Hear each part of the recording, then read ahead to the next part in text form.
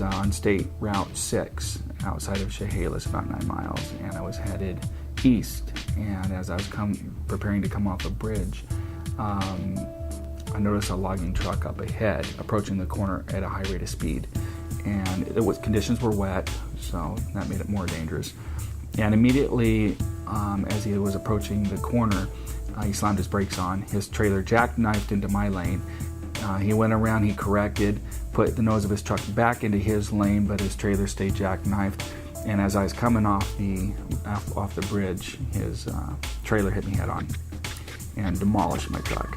So, had what they call a D-glove and avulsion, where it ripped the tissue of my hand all the way up. You could see my skeleton and all the good stuff, you know, the tendons. And so I was flown to Harborview because of the type of injury it was, and they did a skin graft and performed 2 different surgeries at 2 different times, and had a lot of pins and needles stuck in me. It was like a pin cushion for a while. I think I counted in the area of around 14 different apparatuses that I had through the course of my treatment.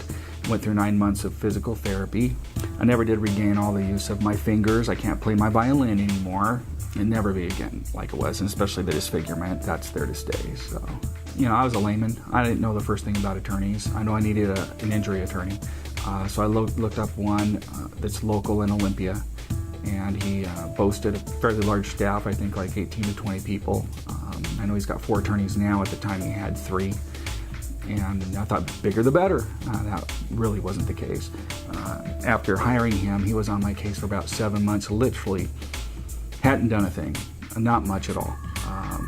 They didn't communicate with me at the time I signed the contract. They guaranteed me that somebody would be in contact with me at least every 20 days to let me know, get me updated on the case, what's going on.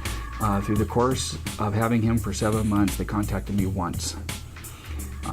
I was the one that contacted them, continually went into their office seeking information.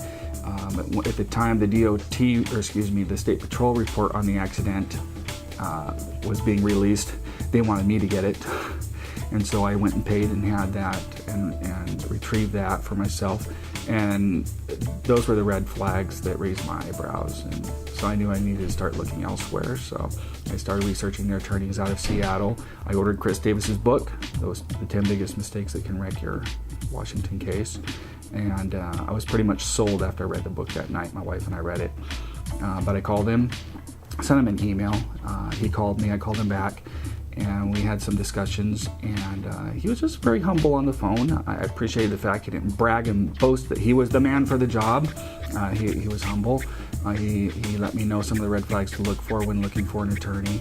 And after the phone call, I was sold on Chris. I knew that he was going to be the person for the job, so we met in person.